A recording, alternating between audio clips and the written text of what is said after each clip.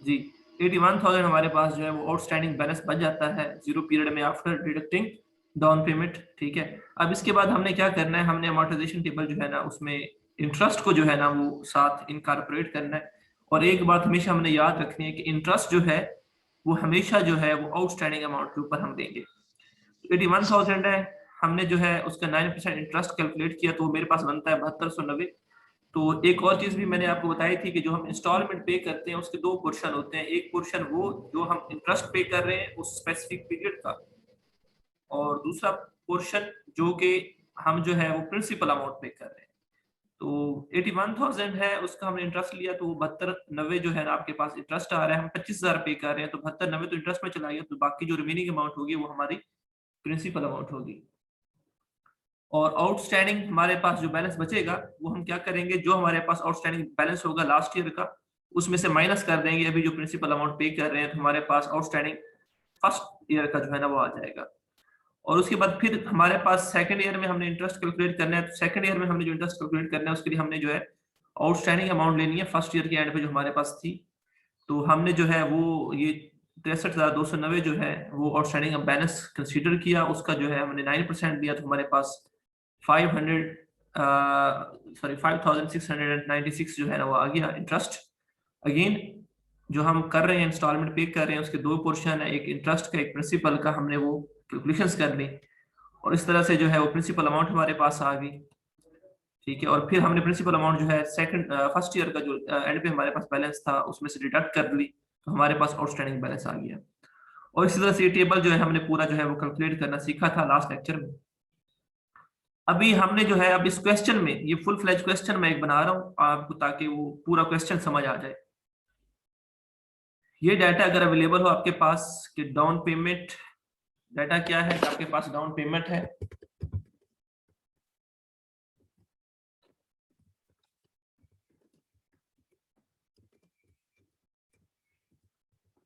जो कि 19,000 है,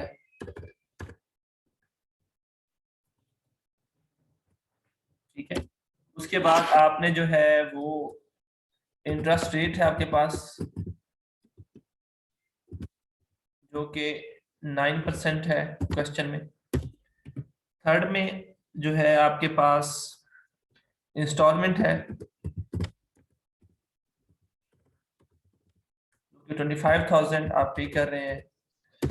और एक और चीज बताइए कि एसेट की जो फेयर वैल्यू है वो कितनी है, 100,000 है। तो ये क्वेश्चन है, इसको मैं फुल फ्लैज करूंगा। सबसे पहले तो मैं इसको जो है इसकी जितनी भी लेक्चर की बुक में एंट्रीज होंगी, ठीक है, वो पास करूंगा, और लेसी की बुक में जो एंट्रीज होनी होनी है वो पास करनी है, लेसर की बुक में और लेसी की बुक में, ठीक है।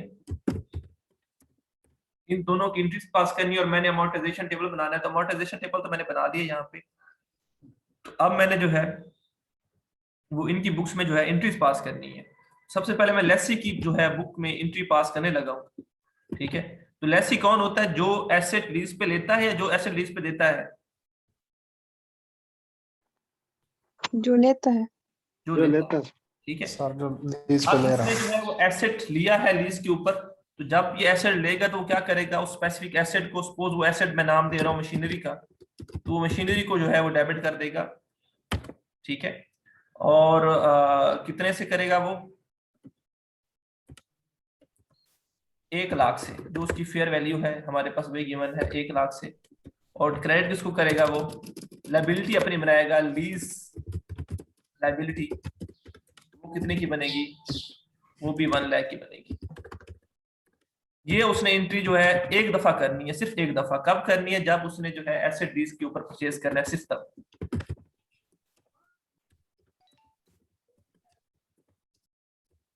ठीक है। ये उसने तब जो है वो एंट्री पास कर दी, ठीक है।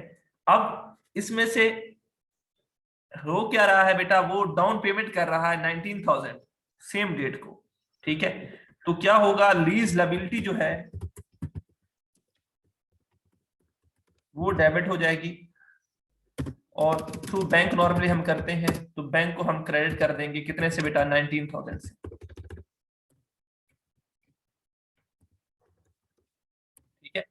अब हम आगे क्या करेंगे, अब ये काम कब हुआ, ये हमारा काम हुआ जीरो पीरियड में, और ये काम भी कब हुआ हमारा जीरो पीरियड में, जीरो।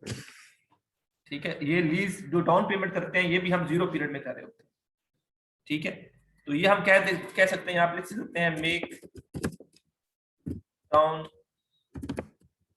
पेमेंट अगेंस्ट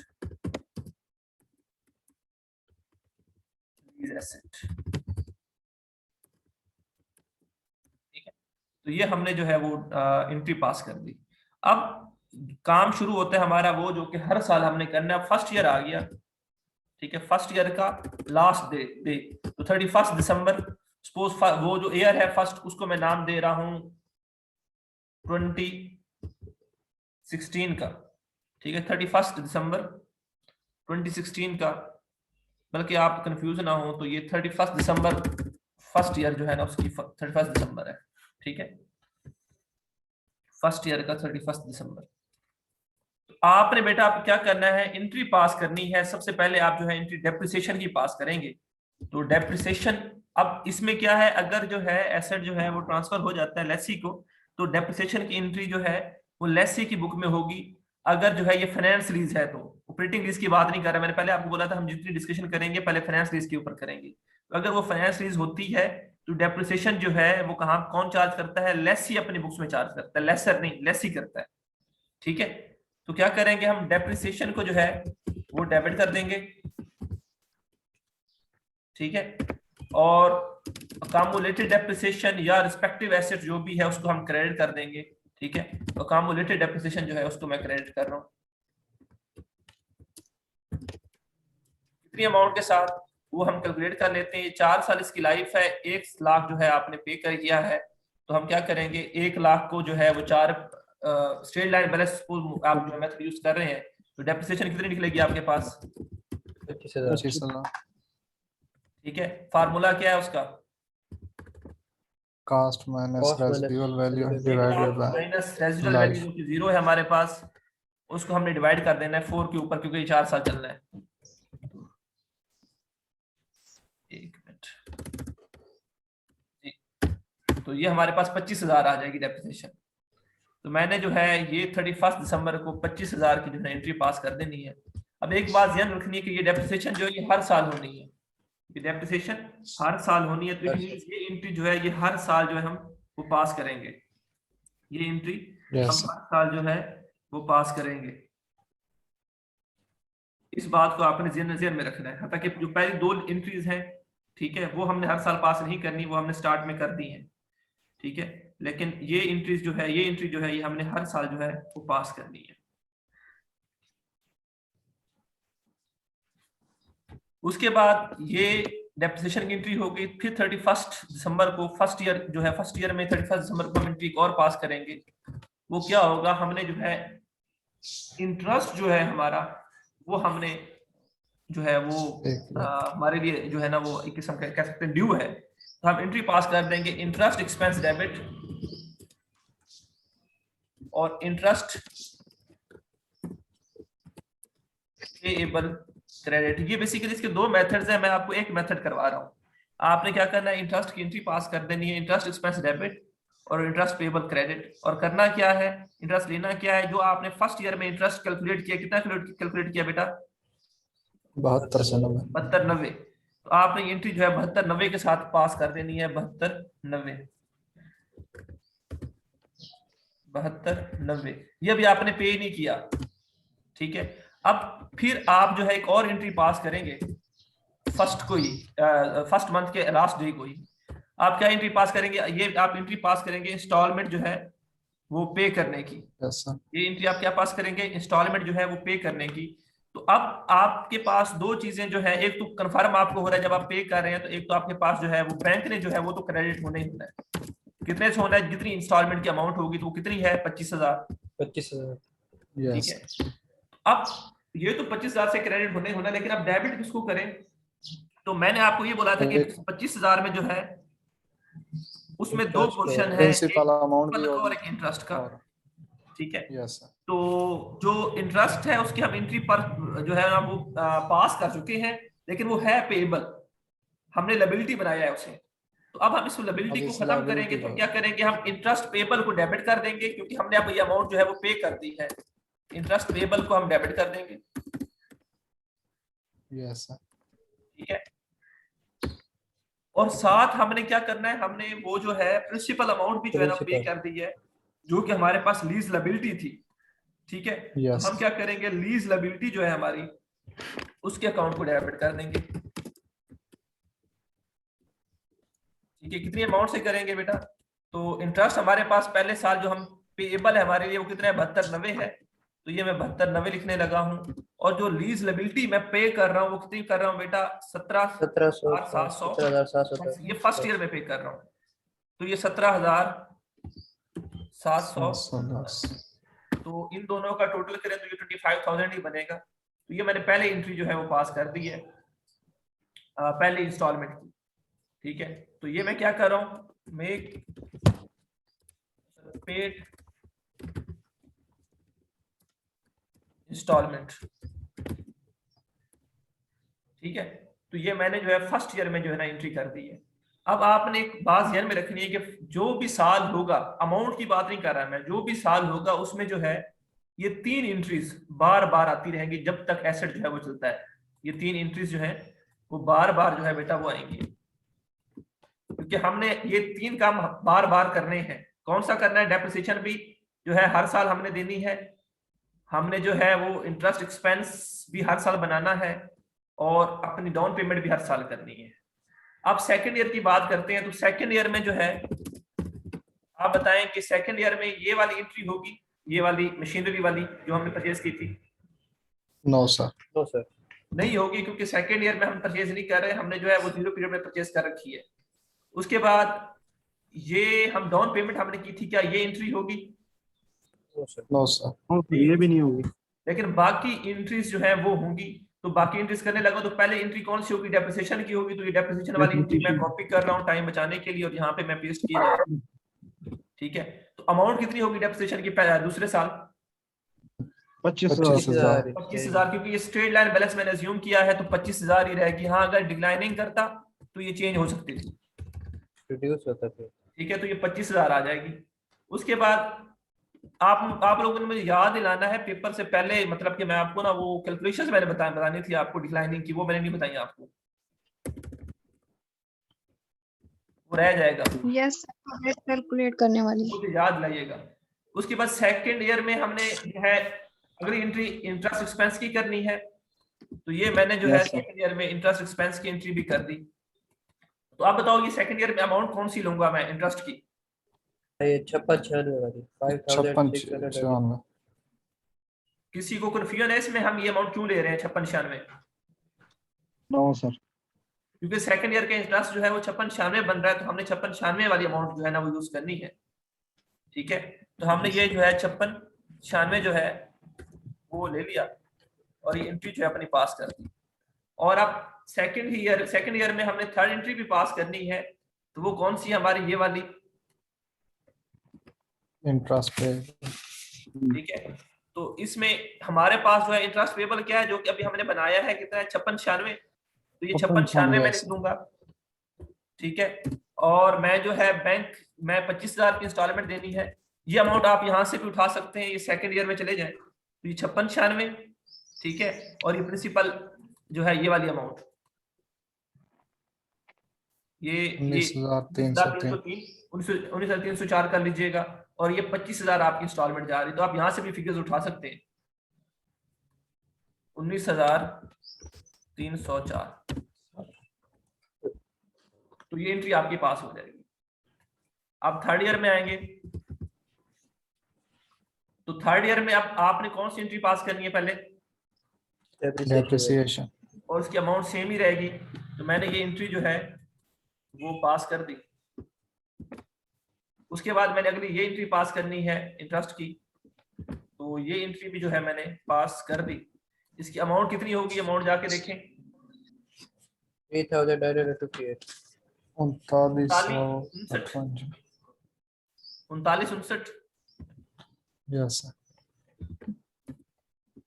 ये मैं राउंड फिगर्स जो है वो राउंड कर रहा हूँ। उसके बाद नेक्स्ट एंट्री हम कौन सी पास करेंगे, ये वाली, और release Yes, sir. तो ये मैंने एंट्री पास कर दी। अमाउंट कौन सी लूंगा मैं?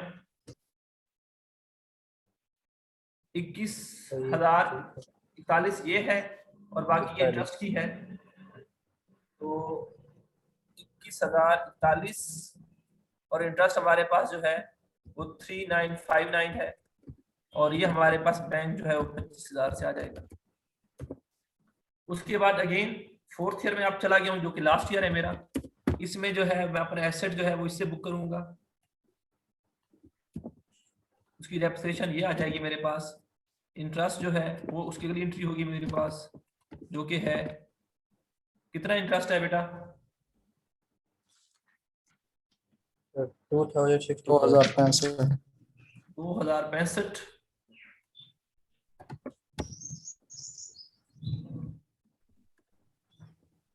ठीक है, और थर्ड में ये एंट्री पास कर दूंगा।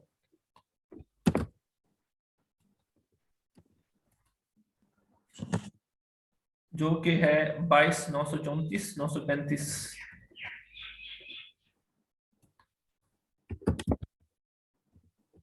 और ये 2065 और ये 25,000 हो जाएगा। ठीक है, तो ये आपने इस तरह से एंट्रीज पास कर देनी है और ये आपके जो अमोर्टाइजेशन टेबल है ये आपका कंप्लीट हो जाएगा, इसकी वर्किंग हो जाएगी। अब आपको अगर वैसे भी पता होना चाहिए कि अगर मैं आपसे पूछूं कि फर्स्ट ईयर के एंड पे आपके पास फाइनेंस लिएबिलिटी कितनी है तो आप यहां से देखकर बताएं। सेकंड ईयर में फाइनेंस लिएबिलिटी कितनी है आप यहां से देखकर बताएं। थर्ड ईयर में फाइनेंस लिएबिलिटी कितनी है आप यहां से देखकर बताएं। ठीक है, इस टेबल को आप जब यूज कर लेते हैं तो आपको आइडिया हो जाता है कि आपके पास जो है हर साल के एंड पे कितनी कितनी जो है वो अमाउंट जो है वो रह जाएगी। ठीक है, तो यहां तक जो है ये हमने लेसी की बुक में ये एंट्रीज करनी है, हमने ये बुक एंट्री लेसी की बुक में करनी है। अब लेसर की बुक में क्या एंट्रीज पास होनी है वो देख लेते हैं। तो लेसर जो है बेटा वो क्या करता है, वो एसेट जो है वो आपको लीज के ऊपर देता है। ठीक है, तो जब वो एसेट लीज के ऊपर देता है, ठीक है, तो वो क्या करता है, वो कहता है अकाउंट रिसीवेबल बनेगा। उसके लिए तो ये रिसीवेबल है ना, अमाउंट अभी ली नहीं है उसने। Yes sir. Account receivable Yes. कह सकते हैं, बाकी लीज रिसीवेबल नॉर्मली ये वर्ड यूज नहीं होता, अकाउंट रिसीवेबल का हो रहा होता है। अगर उसका काम ही यही है, अगर उसकी जॉब यही है कि उसने लीज के ऊपर एसेट्स देने हैं तो फिर वो अकाउंट रिसीवेबल का वर्ड यूज करेगा। अकाउंट रिसीवेबल को वो डेबिट कर देता है, या जो भी कंपनी होगी उसको वो उसके नाम को डेबिट कर देगा, जो भी कंपनी का नाम होगा उसको वो डेबिट कर देगा।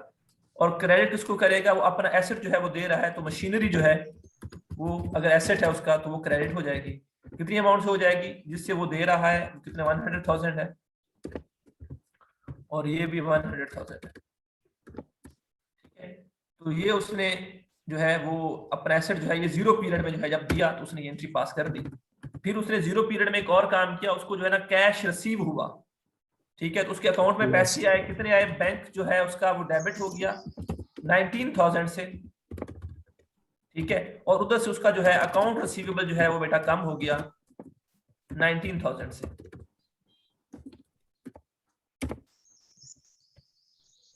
81। ठीक है, अब ये पहला साल उसका कंप्लीट हो गया। अब फर्स्ट ईयर के एंड पे आ जाते हैं वो, तो फर्स्ट ईयर के एंड पे उसको जो है वो पैसे मिल रहे हैं, तो बैंक उसका जो है वो डेबिट हो रहा है कितने से, 25,000 से। नहीं, इससे पहले आप एक और एंट्री पास करेंगे। अब फर्स्ट ईयर की एंड आ गई तो उसे ना इनकम जो है वो मिलनी है एक, और एक उसको जो है ना वो पेमेंट मिलनी है। इनकम कौन सी, वो इंटरेस्ट वाली। तो उसने क्या करना है, उसने है जी, उसने क्या करना है, अकाउंट रिसीवेबल को ही डेबिट करना है। यस। ठीक है, और रेवेन्यू अर्न हो। इंटरेस्ट इनकम को जो है वो क्रेडिट कर देना है। कितनी अमाउंट के साथ, जो फर्स्ट ईयर की जो है इंटरेस्ट बन रहा है उस अमाउंट के साथ, 7290। ठीक है, 7290 ये क्रेडिट भी कर देना है। अब उसने नेक्स्ट क्या करना है, फर्स्ट ईयर के ही एंड के ऊपर। ठीक है, अब उसने क्या करना है बेटा, अब उसने जो है वो पैसे रिसीव करने हैं, तो बैंक उसका जो है वो डेबिट हो जाएगा 25,000 से। ठीक है, और उसका जो है वो अकाउंट रिसीवेबल जो है क्रेडिट हो जाएगा 25,000 से। ठीक है, इसको आप और तरह से भी जो है ना, ये तरीका भी वैसे ठीक है। अगर आप इसके अगेन दो पोर्शन बनाना चाहें तो वो भी ठीक है कि आप एक अकाउंट रिसीवेबल जो है वो अपने वैसे सेम रखें और साथ जो है वो इंटरेस्ट रिसीवेबल का जो है अकाउंट लेकर आए, वो भी आपकी मर्जी, और ये भी जो है वो ये भी ठीक है। तो रेट ज्यादा बेहतर है क्योंकि इसमें जो है आपके पास इंट्रीज ज्यादा नहीं होंगी, नंबर ऑफ एंट्रीज आपकी जो है वो 2 ही रहेंगी। तो अब इसने डेप्रिसिएशन की एंट्री लेसर ने नहीं करनी, क्योंकि लेसर ने अपना जो है एसेट वो ट्रांसफर कर दिया लेसी को, तो डेप्रिसिएशन जो है वो लेसी की बुक्स में होनी है, लेसर की बुक्स में नहीं होनी in finance lease. Finance lease में ऐसा नहीं होना। अब ये क्या होगा, हर साल ये 2 एंट्रीज जो है ये बंदा करता जाएगा, ठीक है। तो ये एंट्री जो सेकंड ईयर में जब करेगा तो ये अमाउंट चेंज हो जाएगी, इसकी कितनी हो जाएगी 5697 और ये कितनी हो जाएगी ये 5697, और बाकी ये अमाउंट जो है ये सेम ही रहेगी उसके पास, ये अमाउंट जो है वो सेम ही रहेगी, क्योंकि वो पेमेंट इतनी रिसीव करेगा। वो अलग बात है कि इसमें जो है वो पोर्शन कौन कौन सा है।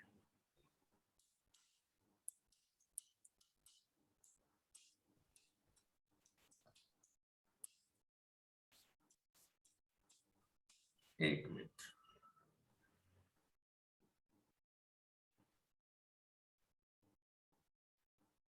जी यहाँ तक कोई इशू है बेटा?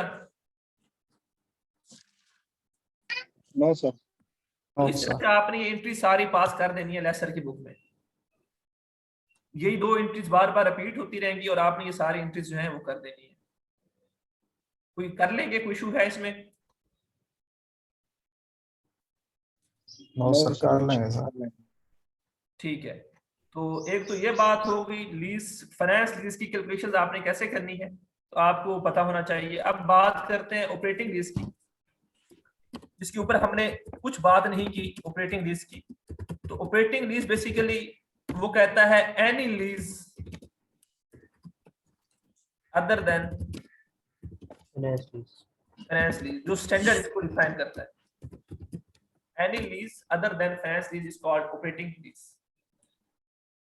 तो अब ऑपरेटिंग लीज क्या है? ऑपरेटिंग लीज वो होगा जिसमें रिस्क एंड रिवार्ड जो है वो ट्रांसफर नहीं होगा, जिसमें ऑनरशिप जो है वो ट्रांसफर नहीं होगी, इसमें जो है क्या कहते हैं आपके पास जो थोड़े टाइम के लिए होगा, उसकी यूजफुल लाइफ और उसकी इकोनॉमिक लाइफ जो है वो या उसकी जो है वो इक्वल नहीं होंगे, या उसके जो है मिनिमम जो है लीज पेमेंट और फेयर वैल्यू जो है वो अप्रोक्सीमेटली इक्वल नहीं होंगे। तो ऐसी लीज कौन सी रहेगी? ऑपरेटिंग लीज रहेगी। तो नॉर्मली होती क्या है बेसिकली आप जो है सपोज आपने एक मकान लिया किसी से, ठीक है, रेंट के ऊपर रहने के लिए, तो वो क्या है? वो ऑपरेटिंग लीज है, क्योंकि आपने क्या किया, एक रेंट आपने पे करना है, एक इंस्टॉलमेंट जो है हर मंथ आपने पे करनी है, लेकिन उसमें है क्या, ऑनरशिप आपको कभी भी नहीं मिलेगी, और आप स्पेसिफिक टाइम पीरियड के लिए हैं, ज्यादा नहीं थोड़े से टाइम पीरियड के लिए हैं बस। उसके बाद जो है वो आपको 1 साल या 2 साल है कि आपको वो कह सकता है लेसर कि आप जो है मेहरबानी करें और जाएं यहाँ से, और आप खुद भी जो है मूव कर सकते हैं, ठीक है। तो ऑपरेटिंग लीज कौन सी होगी? जो कि जैसे कि आप रेंट के ऊपर चीजें सपोज कभी बड़ी बड़ी कंपनीज क्या होती हैं, प्लांट मशीनरी जो है ये भी आगे जो है वो रेंट के ऊपर दे देती हैं पर मंथ के हिसाब से, ठीक है। इसी तरह से फ्लैट्स हैं या घर है जितने, ये भी रेंट के ऊपर जो है वो दिए जा रहे होते हैं। तो इन सब की जो अकाउंटिंग है वो कहाँ पे डील होती है? वो ऑपरेटिंग लीज में जो है वो डील होती है। आजकल जो है वो स्टैंडर्ड जो है हमारा IAS 17 ये रिवाइज हो चुका है। तो रिवाइज होने के बाद उन्होंने ऑपरेटिंग लीज को खत्म ही कर दिया है। उन्होंने बोला है कि आप जस्ट रेंट की एंट्री पास करें, उसको स्पेसिफिकली ऑपरेटिंग लीज का नाम ना दें, आप जस्ट रेंट की एंट्री पास करें, ठीक है। तो वो जो है इसके ऊपर मजीद जो है वो काम भी हो रहा है, लेकिन इसको जो है उन्होंने बोला है कि लीज के टॉपिक से हटा दें, आप एज अ सिंपल जो है वो ट्रीट करें। लेकिन अभी भी हम इसके ऊपर जो है ना वो पढ़ेंगे कि है क्या वो, उसको जस्ट उन्होंने लीज के टॉपिक से हटाया है, लीज के स्टैंडर्ड से हटाने की कोशिश कर रहे हैं वो। लेकिन इसका मतलब ये नहीं है कि ये जो है वो इंट्रीज होती नहीं है ऑपरेटिंग लीज की। ऑपरेटिंग लीज की भी इंट्रीज होती हैं, लेकिन वो स्टैंडर्ड में कवर नहीं होगी, वो सेपरेट जो है उन्हें कवर किया जाएगा। तो हम देख लेते हैं ऑपरेटिंग लीज होता क्या है। तो ऑपरेटिंग लीज में आप अगेन हमारे पास जो है इसमें एक तो अमॉर्टाइजेशन टेबल बनाने की आपको जरूरत नहीं है, क्योंकि इसमें आप ना इंटरेस्ट पे कर रहे होते हो ना प्रिंसिपल अमाउंट पे कर रहे होते हो, एक रेंटल अमाउंट पे कर रहे होते हो। उसमें आपको नहीं पता कि आप ना उसे बाइफिकेट कर सकते हो कि इसमें प्रिंसिपल क्या है इंटरेस्ट क्या है, और ना ही आपका जो है कंसर्न है इसके साथ। तो आपने क्या करना है, एंट्री पास करनी है लेसी की बुक में, और इधर हमारे पास लेसर है उसकी बुक में, ठीक है। तो आप क्या करोगे, एंट्री जब पास करोगे तो लेसी क्या करेगा एंट्री पास, तो लेसी जो है वो एंट्री पास कर देगा हर जो है, जब स्टार्ट में जो है आपके पास जब वो मकान लेगा तो वो मकान उसकी ऑनरशिप में नहीं आ रहा, इसलिए उस मकान को कभी भी वो जो है ना एसेट नहीं बनाएगा, या वो मशीनरी अगर लेगा ऑपरेटिंग लीज के ऊपर तो वो उसका जो है रिस्क या रिवार्ड ट्रांसफर नहीं हो रहा, उसकी ऑनरशिप में नहीं आ रही, तो इट मींस वो उसका एसेट नहीं है। तो लेसी जो है ऑपरेटिंग लीज में, लेसी जो है ऑपरेटिंग लीज में वो एसेट जब उसके पास आएगा तो उसकी कोई एंट्री पास नहीं करेगा, कोई एंट्री पास नहीं करेगा क्योंकि उसकी ऑनरशिप में आ ही नहीं रहा, वो एक चीज उसकी ऑनरशिप में नहीं है तो उसकी कोई एंट्री पास नहीं करेगा।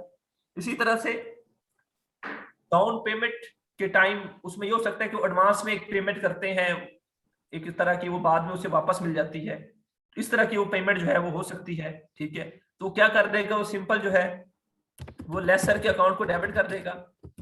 ठीक है, और जो भी कैश अगर वो पे कर रहा है, अगर ऐसी कोई है आपको बताई जाती है ऐसी कोई ट्रांजेक्शन तो ये पॉसिबल है, तो आप लिख सकते हैं एज अ सिक्योरिटी जो है आप जो है वो आपसे ले लेता है। ठीक है, तो आप जो है लेसर अकाउंट रिसीवेबल जो होगा वो डेबिट कर देंगे। ठीक है, वो जो जितनी अमाउंट आप दे रहे होंगे, सपोज 10,000 है तो 10,000 से डेबिट किया और 10,000 से आपने क्रेडिट कर दिया। अब ये एंट्री आपने स्टार्ट में कर दी जीरो पीरियड में, ये तब होनी है जब ये जो है आपके पास कोई सिक्योरिटी आप दें तो। ठीक है, ये अमाउंट आपने जो है वो लेसर से बाद में लेनी है। ठीक है, तो आप ये एंट्री पास करते हैं। उसके बाद फर्स्ट ईयर में उसके एंड पे आपने क्या एंट्री पास करनी है, आप जो है एंट्री पास करेंगे रेंट एक्सपेंस डेबिट, जो भी रेंट एक्सपेंस वो कहेगा, सपोज आपको वो कहता है कि हर मंथ आपने 20,000 जो है 5,000 जो है वो रेंट देना है, तो आपने रेंट एक्सपेंस डेबिट कर देना है और रेंट पेएबल क्रेडिट कर देना है। ठीक है, और फिर पे करने लगे तो क्या करेंगे, रेंट पेएबल को डेबिट कर देंगे। ठीक है, और जो है आपके पास बैंक जो है वो क्रेडिट हो जाएगा 5,000 से। ठीक है, और ये एंट्री आपने फिर जो है वो हर साल हर मंथ जो है पास करते रहना है। ये एंट्री जो है दोनों एंट्रीज ये जो होंगी सेम अमाउंट के साथ, इसमें अमाउंट हमारी चेंज नहीं होती रहेगी, अगर कॉन्ट्रैक्ट में जो है वो चेंज नहीं आता तो ये हर साल आपने जो है वो पास करते जाना है। अब लास्ट ईयर सपोज आता है, फोर्थ ईयर आपका लास्ट ईयर है। ठीक है, तो अब ये एंट्री तो आप पास करेंगे ही करेंगे, प्लस जो है आपको जो है वो अमाउंट जो आपने दी हुई है एज अ सिक्योरिटी वो आपको वापस मिल जाएगी। तो वो आप क्या एंट्री पास करोगे, इस एंट्री को उलट कर दोगे, बैंक को डेबिट कर दोगे और लेसर का जो अकाउंट होगा उसको आप क्रेडिट कर दोगे, कितने के साथ, वो अमाउंट जो आपने एडवांस लेनी है कितनी, 10,000। इस तरह से ये एंट्री जो है आप कर सकते हैं। इसमें कोई मसला है बेटा लेसर की बुक में एंट्रीज पास करने में? ऑपरेटिंग लीज में किसी को कोई इशू है बेटा तो पूछें।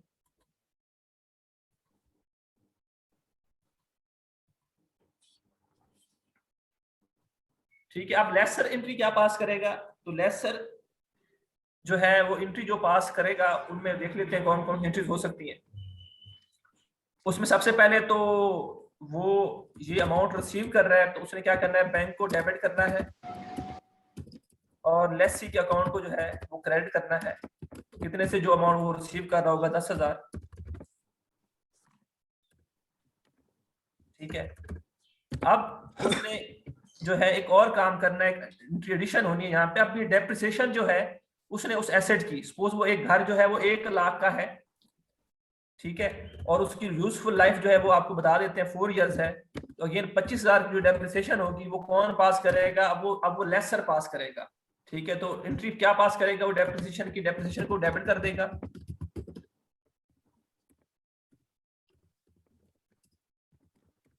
और अकामुलेटेड डेप्रिसिएशन जो होगी उसको वो क्रेडिट कर देगा, कितनी अमाउंट के साथ बेटा, जो उसकी बनती है 25,000 बनेगी इस केस में। ठीक है, और उसके बाद फिर क्या करेगा, वो रेंट जो है अपनी इनकम बनाएगा। तो कैसे बनाएगा बेटा, वो रिसीवेबल या लेसर जो भी होगा, लेसर को सपोज वो डेबिट कर देता है, लेसी को डेबिट कर देता है या अकाउंट रिसीवेबल को डेबिट कर देता है। ठीक है, और क्रेडिट किसको करता है, रेंटल इनकम को क्रेडिट करेगा, रेंटल इनकम। ठीक है, कितने के साथ, 5000 के साथ। ठीक है, और उसके बाद फिर वो क्या करेगा, वो इनकम जो है वो जब उसे मिलेगी, पैसे जो है उससे मिलेंगे, तो वो क्या करेगा, बैंक को डेबिट करेगा, और लेसी या अकाउंट रिसीवेबल जो भी है आपने टाइटल यूज करना है, उसको वो क्रेडिट कर देगा कितने अमाउंट से, सेम अमाउंट से, 5000 से। और ये इंट्रीज जो है वो पास करता रहेगा। ये इंट्रीज जो है ये सेम हर साल जो है वो 3 इंट्रीज, इसकी बुक में 3 इंट्रीज पास होती रहेंगी हर साल। और at the and in entries के साथ एक और एंट्री पास होगी, वो जो उसने एडवांस लिया था वो वापस कर देगा, तो वो जो है लेसी को जो है वो डेबिट कर देगा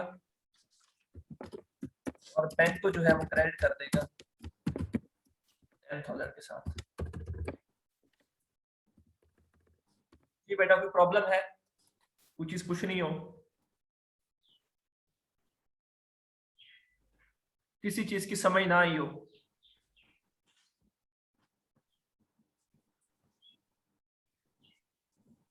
चले जल्दी से क्लियर है सर। अगली मीटिंग ज्वाइन करें।